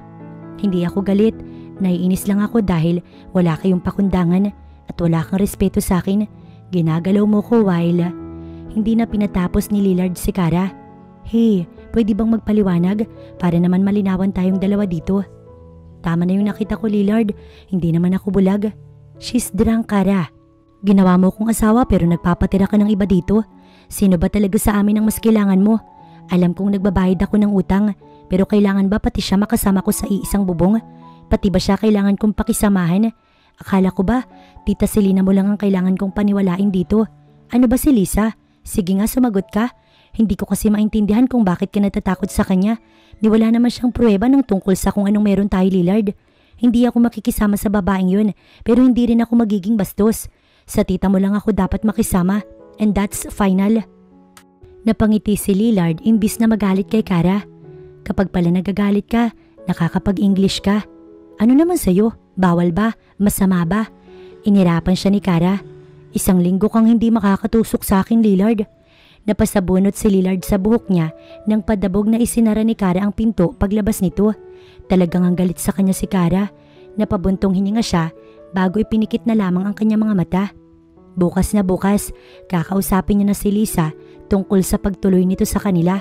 Mas makabubuti nga sigurong hindi nila ito kasama sa bahay. Kinabukasan ay napaaga ang gising ni Lillard. Expected niya nang hindi siya kakausapin ni Kara, kaya naman hindi na siya nagtaka pa. Ngunit ipinaghanda pa rin naman siya nito ng almusal. Inabutan niya si Lisa na nag-aalmusal na kasabay ang kambal. Ngumiti ito sa kanya bago nagsalita. Maupo ka na dito sa tabi ko, kumain na tayo. Tignan mo ang kambal, masaya ang umaga nila. Dahil pinagluto kami ni Mami. Si George ang sumagot na ikinapahiya ni Lisa dahil napairap ito. Masarap talaga luto ni Mami, Kara. Segunda naman ni Mitch. Sweetie, baka naman gusto ninyong subukan ng niluto ko. Pakiusap ni Lisa. We're good po, salamat. Busog na po ako sa niluto ni Mami. Si Mitch ang sumagot. Si Lillard naman, hindi umupo sa tabi ni Lisa. Si Kara ay pinuntahan niya na nasa kusina at naglilinis. Lillard, why don't you eat na para busog ka bago ka pumasok sa work? Tanong ni Lisa. Sabay na kami ng asawa ko. Sagot niya, kaya naman napasulyap sa kanya si Kara. Para bang sinasabi ni Kara na hindi niya ito madadaan sa pambobola. Hindi pa ako gutom. Kumain ka na. Inihanda ko na rin yung bihisan mo. Aasikasuhin ko pa ang mga bata. Sa pananalita ni Kara, nagtatampo pa rin talaga ito sa kanya. Matapos mag-almusal ni Lisa, nagsabi siyang nais niya ito makausap in private. Sa garden sila nagdesisyong mag-usap upang wala nang makarinig pa. Ayaw ni Lillard na dagdagan pa ang sama ng loob ni Kara. Dahil si Kara yung tipo ng tao na hindi niya magawang saktan.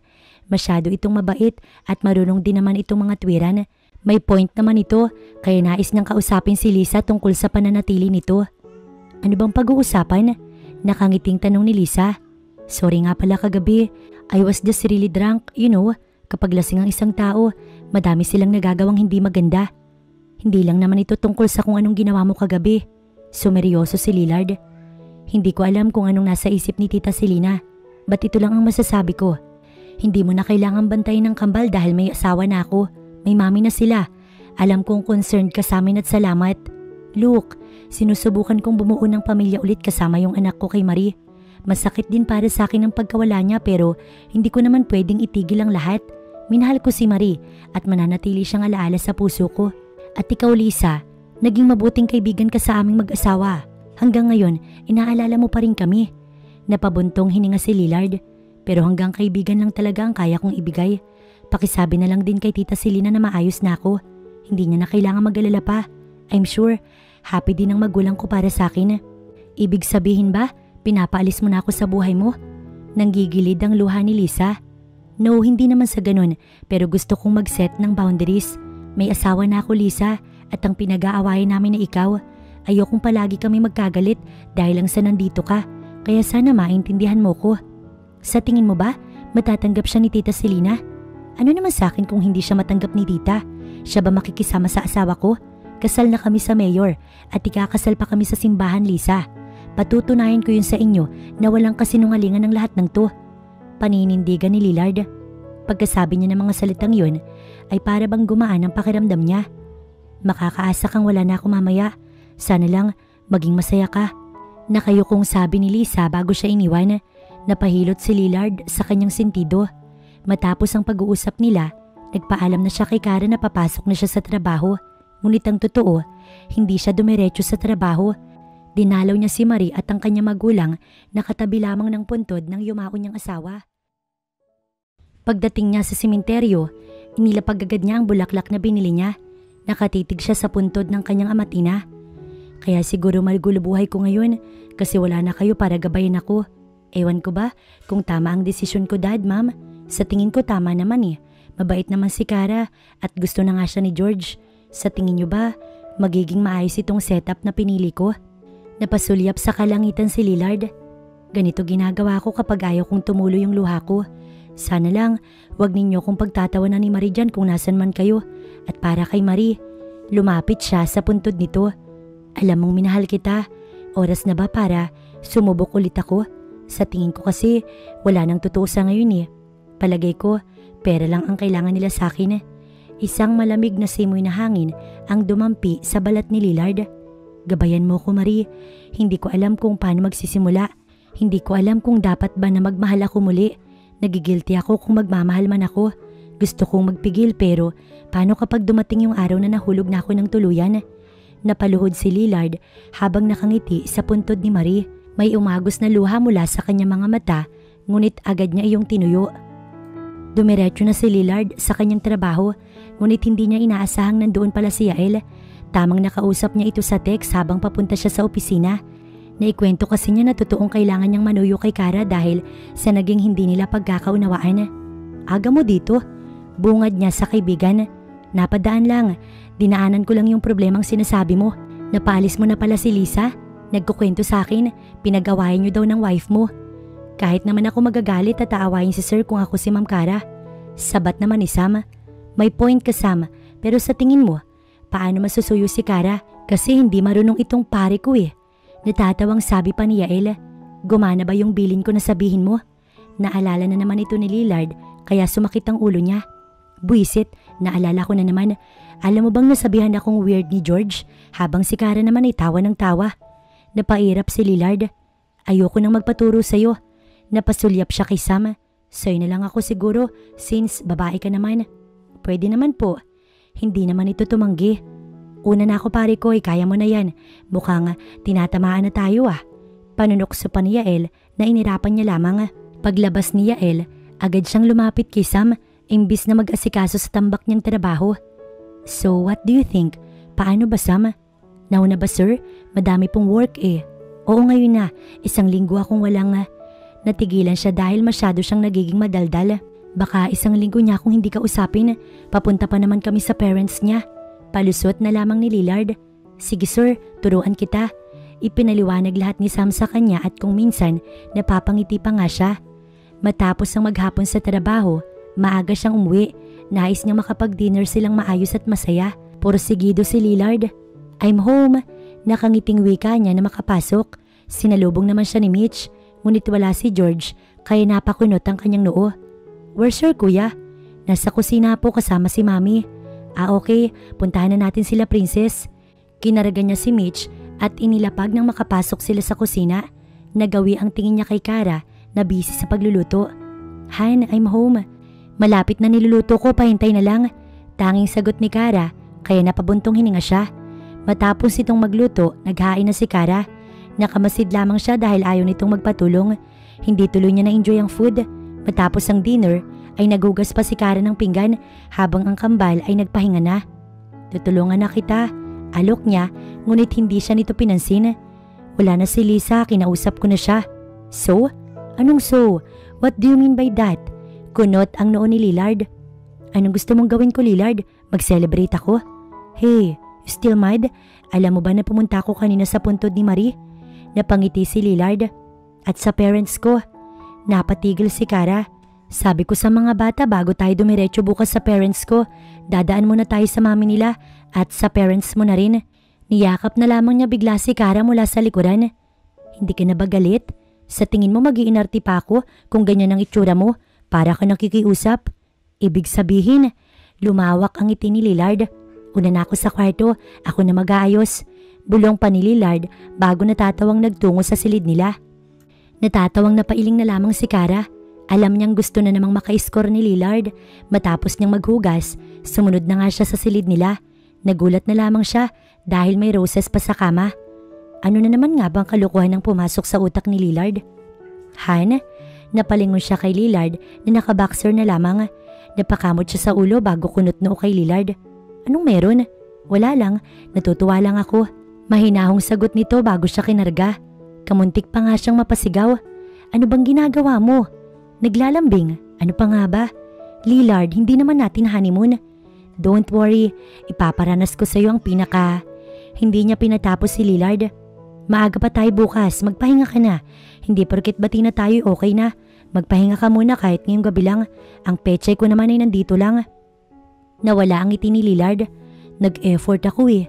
Pangungonsensya pa nito. Pero dahil ayaw mo naman, drama mo Lillard. Gusto ko lang namang magpahinga ka muna. Bukas ay solo mo ko, promise. Kumindat siya kay Lillard. Hinagkan siya nito sa noo bago nahiga at siya'y niyakap. Sige na nga. Kinabukasan, maaga silang parehas. Kailangan kasi nilang maghanda ng mababaon bago naman sila dumiretso sa pamilya ni Cara. Han, ako na sa damit ng kambal. Napatitig muna si Cara kay Lillard bago sumagot. Sige, ilang minuto din siyang nakatitig kay Lillard.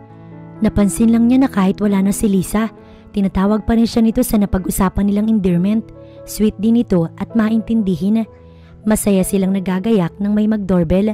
Wala namang inaasahan si Cara, ganoon din naman si Lillard. Upang masiguro, pinagbuksan na rin niya ito. At sino ka naman? Istrikta ang boses ng babaeng bumungad sa kanya. May edad na ito, ngunit hindi pa talaga niya kilala. Asawa po ako ni Lillard, sagot ni Kara. Tumaas ang kilay nito. Ikaw pala ang sinasabi ni Lisa. Kapal lang mukha mong paalisin si Lisa na pinagbabantay ko sa mag-aama. Ako na po magbabantay sa kanila. Wala akong pakialam. I didn't know you. At sa presensya mo pa lang hindi na kita gusto. Teka nga sandali, nasan ba ang pamangkin ko? Uto-uto pa naman yun. Nasan ba siya? Inaayos po yung mga bata. Kayo po ba si Tita Selena? At bakit? Iha, we're not close. So don't call me tita. Hindi ko ugaling mag-adjust. Wala akong tiwala sa'yo. Prangkahan yan. Tita Selena? Napalingon si Kara kay Lillard. Napauwi ako ng mas maaga dahil sa mga nababalitaan ko. Sinabi na ni Lisa, sinadya kong ipabatid sa'yo na ano, ang pag-aasawa mong wala sa tama. Sino ba yung babaeng yan? Saan mo napulot? Hindi po ako pinulot. Katuwiran ni Kara. Mukha ka kasing basura. Umirap ito sa kanya. Nasaan ang mga apo ko? Nga pala si Lisa, bakit mo naman pinalis? Siya na nga ang nagmamalasakit. May asawa na po ako. Paninindigan ni Lillard. Pakiusap, irespeto mo iyon tita. Irerespeto ko lang kung totoo nga ang kasal at relasyon ninyo. Ang masaya sanang pagbisita nila Kara sa kanilang pamilya, hindi na natuloy dahil sa tita ni Lillard. Tahimik lang siya habang pinagtitimpla ng kape si Selena. Talaga namang halatang ayaw nito sa kanya dahil sa mapang insultong tingin nito. Eto na po yung kape. Ngumiti si Lillard sa kanya at ngumiti rin siya pabalik. Sa kwarto lang po muna ako. Mas mabuti pa nga na makausap ko yung pamangkin ko. Baka matauhan pa. Kita ni Kara ang pag-iba ng aura ni Lillard. Ngumiti na lamang siya kay Selena kaysa makipagsagutan. Kailangan niyang tiisin ang sasabihin nito dahil iyon ang usapan nila ni Lillard. Samantala si Lillard, hindi gusto ang tabas ng dila ni Selena. She's my wife, tita. Hindi ako naniniwala na wala siyang ginawang kahibangan. Baka nga inakit ka lang ng babaeng yun. Si Lisa umiiyak na nagsumbong sa akin dahil pinalayas mo. Si Lisa pa talaga pinalayas mo? At anong gusto mong gawin ko, tita? Palayasin yung asawa ko? Asawa mo? Pagak itong tumawa. Gumising ka nga sa katotohanan. Pera lang ang habol sa'yo ng babaeng yan. Si Lisa ayaw mo pa? Unang araw pa lang na mawala si Marie, nandyan na siya sa... Hindi niya pinatapos ang kanyang tiyahin.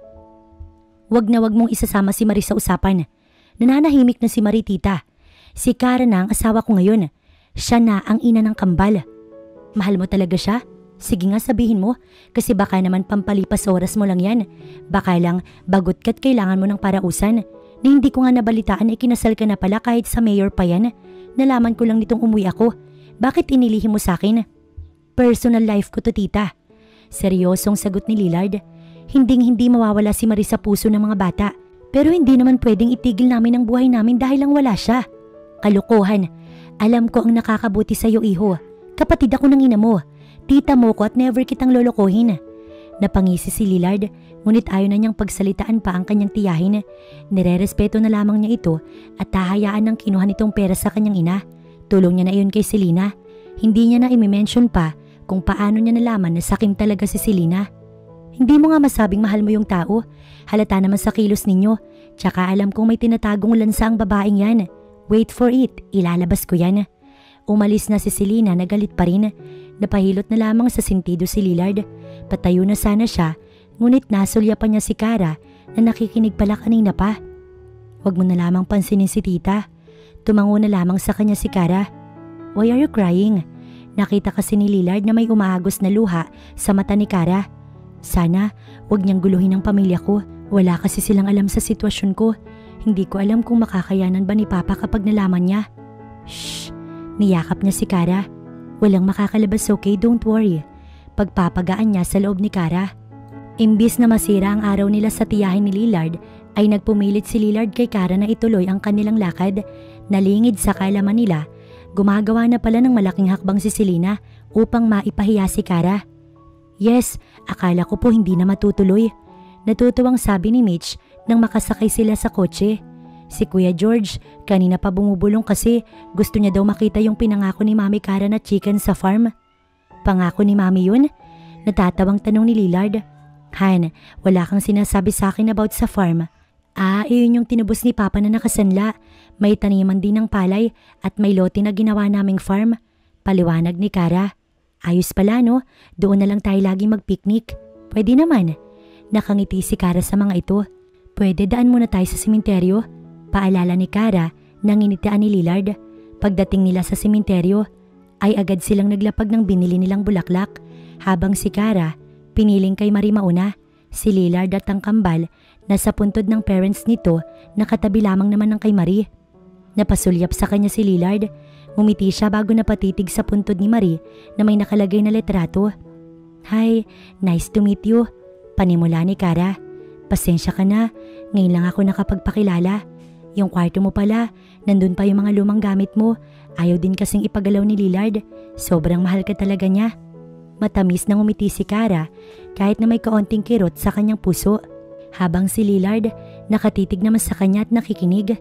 Gusto ko lang sabihin na wala akong planong palitan ka, pero may gusto lang din akong ihingi ng tawad. Daddy may ipapakita ko. Sigaw ni Mitch. Ayaw pa sana ni Lillard dahil nakikinig pa ito sa kanya. Ngunit hinila ito ni George patungo kay Mitch kaya no choice na ito. Ngayon, makakaamin na ako, Marie. Natawa pa si Kara. Chismoso kasi si Lillard. Nga pala, doon na tayo sa gusto ko mag-sorry kasi hindi ko napigilan sarili kong mahalin ng asawa mo na peking asawa ko ngayon. Hindi naman talaga kami kasal. Fake lang lahat pero ewan ko ba? Nanggigilid ang luha ni Kara. Walang fake sa nararamdaman ko. Mahal ko sila at sorry kasi minahal ko yung asawa mo. Alam ko naman na malabong mahalin niya ako pabalik kasi bayad niya ako para alagaan ng mga bata at maging peking asawa niya para hindi na umepal yung tita niya. Pero sana maniwala siya sa akin na hindi ko naman hangad ang pera niya. Kinailangan ko lang talaga that time para sa papa ko. Napabuntong hininga si Kara. Mauna na kami, Marie, salamat. Dinaanan din ni Kara ang puntod ng parents ni Lillard at tulad kay Marie, nagsorry din siya. Look, tapos na si Mami Kara. Turo ni Mitch. Tapos na? Kinausap mo sila? Anong sinabi mo? Usyoso ni Lillard. Secret lang namin yun. Natatawang sagot niya bago sumakay na sa kotse. Dumating sila sa farm kung nasaan ang parents ni Kara.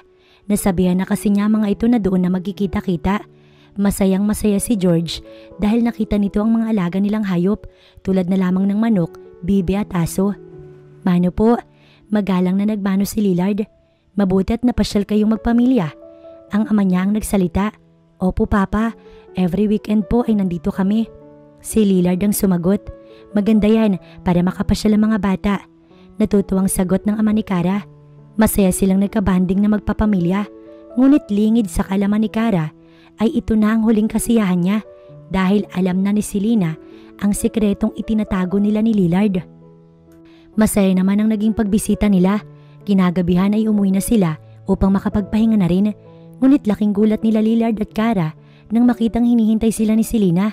Matamis ang ngiti nito sa kanila, lalo na kay Kara. Good evening, pamangkin, and to you, Kara. Madiin ang pagkakabigkas nito sa kanyang pangalan. Kinakabahan tuloy siya. May kailangan ka ba, tita? Nais na sana naming magpahinga. Pagak itong tumawa. Wala naman masyado. Na-miss ko lang ang pamangkin kong masyadong malihim sa akin. Oo nga pala. Lisa is here too. Kasama ko siya para naman saksi siya kung paano ko ipapahiya ang asawa mong peke. Alam na agad ni Kara at Lillard ang tinutukoy ni Selena. Ngunit ang mga bata, napakunot ang noo. Let's talk in private, wag sa harapan ng mga bata. Pakiusap ni Lillard bago sana ak manghihilahin ng tiya niya palayo nang magpumilit ito. I'm not done, Lillard, at tayo kong lumayo pa. Gusto kong ipamukha sa kambal na peke ang tinuturing nilang ina. What do you mean, Lola? Takang tanong ni George. Hindi tunay na kasalang tinuturing ninyong mami sa Daddy Lillard nyo. Binayaran lamang siya upang alagaan kayo at maging mami ninyo pansamantala. Please, wag naman sa ganitong paraan. Pakiusap ni Kara kay Selena. Huwag na nating idamay ang mga bata. Dapat lang na malaman nila na manloloko ka. Sigaw ni Lisa. Puka kang pera. 2 milyon lang pala ang halaga mong buwisit ka. Kung 2 milyon ka lang pala, sana nanlimos ka na lang sa akin. Mapang insultong sabat ni Lisa. Kahit ano pang dahilan mo, niloko mo pa rin ang kambal. Nasasaktan si Kara sa tingin ni George. Sa mata pa lang nito, nakikita niya ng labis itong nasasaktan. Hindi yan totoo. Mami namin siya. Kasal sila ni Daddy. Pumalaho ng iyak si Mitch. I hate you, Lola. Ginugulo niyo yung family namin. Nagtiwala ako sa iyo kasi akala ko Natigilan si George nang lumuhod si Kara sa harapan nito. Maniwala ka, mahal ko kayo. Walang kasinungalingan doon. Pakiusap, maniwala kayo sa sinasabi ko. Totoo ang pagmamahal ko sa inyo, walang kasinungalingan doon. Lillard, sabihin mo sa kanilang totoong mahal ko sila, parang awa mo na. Umiiyak na pakiusap ni Kara. Sinungaling, pera lang mahalaga sa'yo. Sigaw ni Lisa bago sana sasabunutan si Kara nang pigilan ito ni Lillard. Huwag mong sasaktan ng asawa ko. Galit nitong sigaw. At ikaw, Tita Selena, wala kang pakialam sa personal life ko. Wala kayong alam. Talaga ba, mahal kong pamangkin? Alam ko naman na ginagamit mo lang ang babaeng yan para sa tawag ng laman at para may maging yaya yung mga anak mo. Sabi ko naman sa'yo, mahahanap ko yung lansa niya. Sobrang bigat ng pakiramdam ni Kara. Patong-patong ang sakit na binigay sa kanya. Parang kanina lang ay ang saya-saya nila. Mahal ko si Kara at iyon ang mahalaga. Binili ko man siya o naging pangit man ang kasunduan namin sa una, pero ang mahalaga, mahal ko na siya. Nanlaki ang mata ni Selena. Si Kara naman, hindi rin makakibo. Alam kong galit sa amin ng kambal dahil sa naging pagsisinungaling namin. Pero walang kasinungalingan sa pinapakita namin sa isa't isa ngayon. Totoong mahal ko na si Kara at handa kong pakasalan siya. Ngayon, masaya na kayong nalaman ninyo? Masaya ka na, Tita Selena? From now on, huwag ka nang magpapakita. Ayoko nang makita yung mukha nyo. Lumayas kayo. Umalis na si Lisa at si Lina. Inalalayan ni Lillard si Kara na tumayo, ngunit ayaw ni Kara dahil patuloy lang siyang nakaluhod kay George at kay Mitch. Lumipas ang magdamag, ngunit tanging iyak lang ang ginagawa ni Kara. Sa palagay niya, alam na rin ng pamilya niya ang ginawa niya. Hindi na siya magtataka kung galit rin ito.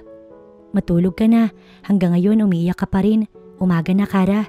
Maging si Lillard ay walang tulog. Paano ko makakatulog, Lillard? Sige nga, ipaliwanag mo. Nasaktan natin ang mga bata, pati ang aking pamilya. Kara, nandito ako, tutulungan kita. Hindi mo naman kasalanan to lahat. Malaki ang kasalanan ko sa nangyari, okay? Ako ang may plano sa lahat dahil sa kahibangan ko. Hindi kita pababayaan, Han. Han? Bakit? Masuyong tinuyo ni Lillard ang kanyang luha. Hindi na natin kailangan magpanggap, Lillard. Tapos na ang pagpapanggap. Sa tingin mo, pagpapanggap pa rin ang lahat? No, Kara. Matagal na ako naging totoo sa'yo. Simula nang dumating si Lisa, ang dami ko ng weird na nararamdaman na maging ako, hindi ko inakalang pwede pala ako mahulog sa'yo. Nag-confess ako kay Marie at sa tingin ko, ginabayan talaga niya ako para ikaw ang mahanap kong babae na makakasama ko sa pagpapalaki ng mga bata at mamahalin ko habang buhay. Confession ba ito? Kasi kung oo, hindi talaga makapaniwala si Kara na mahal din pala talaga siya ni Lillard. Hindi nga lang niya alam kung anong magiging reaksyon niya. Pero nagalit na sila sa akin, Lillard. Paano ko pa ulit makukuha yung tiwala nila? Si Mitch, galit na rin sa akin. Si George, na hirap kang suyuin. Nagawa mong mapalambot. Magagawa mo ulit yun. Magagawa ulit natin, Han. Tutulungan kita dahil dalawa tayong may kamalian dito. Please stop crying. Nasasaktan ako makita kang umiiyak. Magpahinga ka na muna tapos ipapaliwanag natin sa kanila lahat. Lalo na sa parents mo. For sure maiintindihan nila. Hindi ka nila matitiis at hindi mo naman ginamit para sa masama yung perahan. Ginamit mo yun para sa kapakanan ni Papa. Tumango si Kara bago humiga na. Mariin siyang pumikit upang baka sakaling dalawin na siya ng antok. Hinagka ni Lillard ang kaawa-awa niyang mahal habang lumuluha ito kahit na natutulog. Ang sakit na nadarama ni Kara ay nadarama na rin niya. Konektado ang kanilang puso at kahit paano gumaan ang pakiramdam niya dahil naamin niya na kay Kara ang totoong nararamdaman niya. Masaya siya dahil parehas sila ng nararamdaman pero nangingibabaw pa rin ang lungkot dahil sa nangyaring pakikialam ni Selena at ni Lisa sa kanila. Bumangon si Lillard dahil umaga na. 1 oras pa lang nakakatulog si Kara kaya naman maingat siyang umalis sa kama. Lumabas na siya sa silid at bumaba sa kusina. Siya na muna ang maghahanda ng almusal. Sunday naman kaya maya-maya pa ang gising ng kambal. Ngunit nagising na si Kara, hindi pa rin lumalabas ang kambal sa mga silid nito. Kaya naman, nagpasya na si Lillard na puntahan sa silid ang kambal. Kumatok muna siya bago nagsalita. Inuna niya ang panganay niyang si George. Anak, handa ng almusal. Nasa kitchen na si Mami Kara. I'm not hungry. Sagot naman ni George. Anak, pwedeng pumasok? Hindi na hinintay ni Lillard na sumagot pa si George. Pwede kang makausap? Kayo ni Mitch? Mitch is in her room. Wala siyang gustong kausapin. Same as me. Please, pwede bang pumunta tayo sa silid niya? Ngayon lang ako makikiusap, George. Okay. Tipid na sagot nito bago nauna na sa kanyang lumabas. Lumipat sila sa silid ni Mitch. Nakatitig sa kanya ang dalawa habang hinihintay siyang magsalita. Sana mga anak, hayaan ninyo kaming makabawi ni Mami Cara. Fake wife mo siya, kaya hindi namin siya mami. Si Mitch ang sumagot. Mitch is right, sang-ayon naman ni George. Listen, okay? Sa una, totoong fake lang lahat, pero yung love niya sa inyo hindi yun fake. Ngayon, wala nang fake sa lahat mga anak, kasi totoong mahal na namin ang isa't isa. Pakakasalan ko si Mami Cara sa church, wala na makakasira sa atin. Paliwanag ni Lillard. Pwede ba ninyo akong tulungan? Pwede ba ninyong bigyan pa kami ng chance? Hinintay ni Lillard ang sagot ng kambal at halos maluha siya nang pumayag ang kambal. Walang alam si Cara sa naging usapan ni Lillard at ng mga anak nito. Kanina pa siya naghihintay sa dining area para sana sabay-sabay silang kumain. Ngunit iniisip niyang baka ayaw pa talaga ng mga bata kaya naman wala na siyang pag-asa. Nais na lang niyang bumalik sa silid nila ni Lillard at umiyak ron. Ngunit patayo pa lang sana siya nang makita niyang pababa na si Lillard kasunod ang kambal. Ginanahan siya't napangiti kahit pa nga alam niyang baka hindi siya pansinin ng mga ito. Napasulyap siya kay Lillard na tila proud at kampante. Naupo na ito sa tabi niya. Saan ka pa pupunta ay kakain na? Tanong ni Lillard. Bala ko sanang bumalik sa higaan kaso nakita ko na kayo kaya naman natuwa ako. George, Mitch, maayos ba ang tulog ninyo mga anak? Mahinahong tanong ni Cara. Eto rice anak, baka gusto mong sinangag. Alok pa ni Cara kay George. No thanks, pagsusungit ni George. I'm fine rin po. Segunda naman ni Mitch. Napabuntong hininga si Cara. Alam niyang galit pa ang mga ito sa kanya at ayaw naman niyang mamilit, lalo na kung ayaw talaga sa kanya ng mga bata. Mga anak, ano bang dapat gawin ni Mami Cara para maging maayos ulit tayo? Si Lillard na ang nagtanong, ngunit lingid sa kalaman ni Cara. Nakaplano na ang lahat. Nakausap pa ni Lillard ang kambal. Gusto mo ba talagang mapatawad ka namin, ma'am? Si George ang nagtanong. Oo naman, kahit ano, sino bang ayaw mapatawad? Agad na sagot ni Cara. Sabihin lang ninyo sa akin, basta kaya ko'y handa kong gawin. Gusto naming pakasalan mo si Daddy para happy na ulit tayo, para po buong pamilya na tayo. Si George ang sumagot na talaga namang ikinaluhan ni Cara. Ibig bang sabihin nito, gusto pa rin ninyo ako maging... Natutop ni Cara ang kanyang bibig. Mahal na mahal ko kayo ni Daddy mo. Napahagulgol na si Cara sa harapan mismo ng mga ito. Agad naman nagsitayuan ng mga ito at siya ay niyakap. Nag-uumapaw ang saya ni Cara. Hindi niya inaasahang matatanggap pa siya ng mga bata kahit pa malaki ang kasalanang nagawa niya. Mommy, stop crying. Maging si Mitch ay umiiyak na. Mahal na mahal ka rin po namin. Ipinaliwanag na po ni Daddy sa amin ang lahat at naiintindihan po namin. Kaya Mami, pakasalan mo na po si Daddy please. Pakiusap ni Mitch. Oo naman anak, hindi pa nagpo-propose ang daddy mo ay oo na agad ang sagot ko. Lumuluhang saad ni Cara bago napasulyap sa ngayon nobyo na niyang si Lillard. I love you. I love you too, Han. Sagot niya kay Lillard bago ito hinagkan sa labi. Kinilig naman ang kambal at natutuwa dahil maayos na sila. Ang kailangan na lamang ayusin ni Cara ay ang sa pamilya niya, kung paano ba niya maipapaliwanag ng maayos upang hindi mag-guilty ang mga ito. Han, dalawa tayong magpapaliwanag kay Papa. Bulong ni Lillard habang kasalukuyan silang nagliligpit sa pinagkainan. Salamat kasi pinagkatiwalaan mo ko, Lillard. Mahal na mahal kita at hindi kita lulukuhin. Pangako ni Cara. Mahal din kita, Cara. Wala akong bagay na gagawin upang ikagalit mo ng matindi sa akin. Muli ay naglapat ang kanilang mga labi, ngunit palalim na sana ito nang maalala nila ang tinatrabaho nila. Totoo ngang walang magulang na matitiis ang kanyang anak. Ngayon, napatunayan ito ni Cara. Kahit ano pa man ang nagawa niyang mali o kahit hindi man ito hiniling o inutos ng pamilya niya, ang pagbebenta sa kanyang sarili na alam naman ni Cara na hindi talaga tama, hindi pa rin ito naging dahilan para kamuhian siya ng sarili niyang pamilya. Napaluha at nasaktan lamang ang ama niya dahil sa dinanas niyang pangiinsulto kay Selena at Lisa at dahil sa pagtitiis niya para lang mapiyansahan ng ama niya sa kulungan.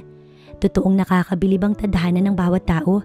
Sino nga bang mag-aakalang ang hamak na gaya niya na binili ni Lillard ay ang siya pa pala nitong makakasama habang sila'y nabubuhay? Ang akala niya sa teleserye lamang ito nangyayari, ngunit may pagkakataon na maaari rin pala itong mangyari sa totoong buhay. Gaya na lang niya, ngunit hindi lahat maswerteng tulad niya. Maaaring ang iba ay tuluyang nasira ang buhay sa mga desisyong nagiging padalos-dalos kapag wala ng choice. Pero para kay Kara, masira man buhay niya, ayos lang basta magawa niya ang para sa pamilya niya. Ibibigay niya ang buhay niya para sa kanyang pamilya. Ganyan siya magmahal at magpahalaga. Hinanda na ang wedding nila ni Lillard. Nais ng ama ni Kara na maging simple lang, kaya naman pumayag sila. Ilang araw pa bago ang kasal nila. Hindi naman sila busy dahil nakahanda naman na ang lahat. Nanatili nga muna sila sa farm dahil nasiyahan talaga ang mga bata dahil sa tahimik at sariwang hangin. Han, tignan mo yung mga bata, ang saya-saya nila. Turo ni Lillard sa naglalarong kambal. Binilhan ba naman ni Papa ng baboy at kambing? Ayan, nasiyahan na si George. Gusto na lang lagi nakabuntot kay Papa kapag nagpapakain at nagpapaligo sa mga hayop. Natatawang sagot ni Kara. Excited na ako sa kasal natin. Kapag kasal na tayo, focus na ako sa bahay. Tapos sa farm, mukhang masaya talaga ang sa farm na lang. Kaya mong sa farm tumira? Sus, mas gusto mo pa rin ang puro malls. Naiiling na sagot niya sa kanyang nobyo. Makasama ko lang kayo ng mga bata, masaya na ako. Kayo ang happiness ko. Tama na pambobola bayaw, ito ang merienda. Magmerienda muna kayo. Inilapag ng ate ni Kara ang kalamay. Ngunit unang kagat pa lamang niya, napatakbo na si Kara upang dumuwal. Mapa, mukhang magkakaapo na kayo kay Kara. Malakas na sigaw ng ate niya, kaya maging si Lillard ay nataranta. At doon lang napagtanto ni Kara na hindi pa nga pala siya dinadatnan, magdadalawang linggo na. Magiging daddy na ulit ako. Proud na sigaw ni Lillard habang ang kambal tuwang-tuwa din. Nagkaroon patuloy sila ng celebration bago ang kasal, lalo na nang mapatunayang nagdadalang tao nga si Kara. Ito ang pinakamagandang regalo sa kanila bago ang kasal. Lumipas pa ang mga araw, naging successful ang lahat, ang kasal at ang honeymoon nila. Hindi na sila nag-honeymoon pa sa ibang lugar, kundi sa bahay na lamang nila dahil ayaw nilang iwan ang kambal. Sa ngayon, housewife si Kara at inaalagaan mabuti ang kambal, habang si Lillard palagi na rin naman sa bahay dahil gusto nitong mag-focus sa kanila. Kahapon lang, dumalaw sila sa puntod ni Marie at ng parents ni Lillard. Naibalita na nila na buntis na si Kara. Nagpasalamat din si Kara at nangako kay Marie na mamahalin at iingatan ng kambal at si Lillard. Sa ngayon, nag-uumpisa na sila ni Lillard. Wala namang perpektong pagsasama pero wala rin silang maalalang pinag-aawayan ni Lillard, kaya balance lamang ang kanilang buhay. Ngunit kaya niyang sabihin na matatag na sila ni Lillard at wala nang sino man ang makakapaghiwalay sa kanila.